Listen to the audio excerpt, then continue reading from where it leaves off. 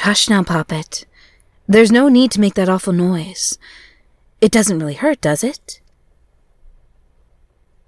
Perhaps it does. I assume the loss of feeling would mitigate that.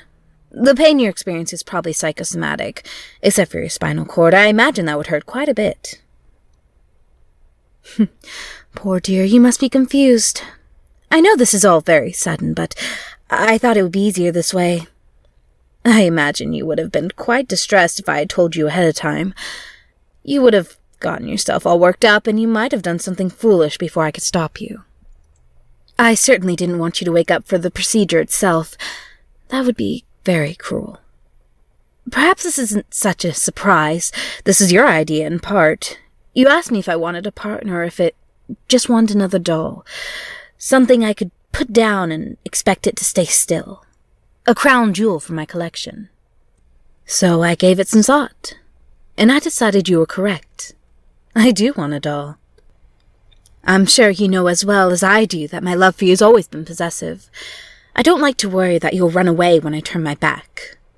I want to trust that my sewing scissors will remain untouched. I expect deference that you are unable to provide. You make very unwise decisions, Poppet. Therefore, moving forward, I have chosen to make these decisions for you. You are still my very favorite doll, and I will treat you as the prize that you are. It would be a shame to lose the color in your cheeks or the perfection of your form, so I will keep you in good health.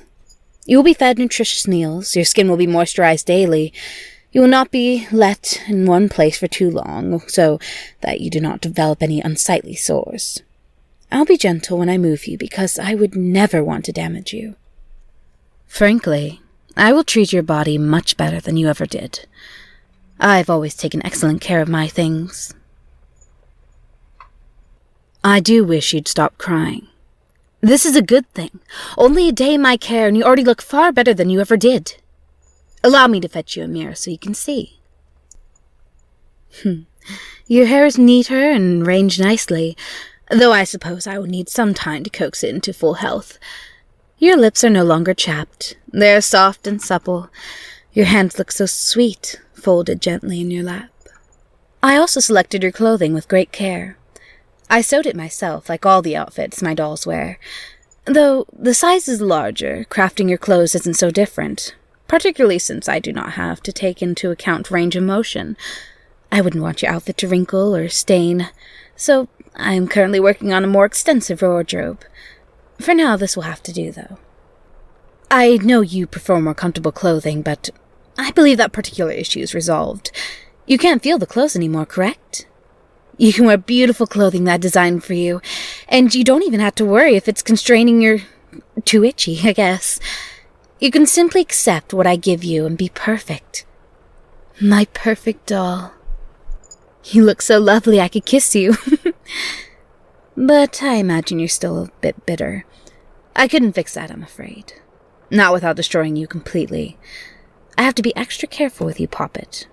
In some ways, you are much more delicate than the others. I was honestly unsure if you'd be able to speak once you awoke, but I'll confess, I am pleased that you cannot. You are not thoughtful with your words. You are careless of the damage they can do. You even relish in it. Your vulgarities disturb the peace of this household. Now you can nod or shake your head. If you need something, you can whine for me as a child would. That is enough, I think. If you keep looking at me like that, I'll pluck out your eyes and replace them with glass ones. There, that's much better. You can be good for me, my dear. You just have to let go and allow me to guide you. I really am terribly sorry. Upon reflection, I should have done this much sooner. We wasted months fighting each other when the solution was just so simple. I believe that we will both be happier now. My beautiful living doll.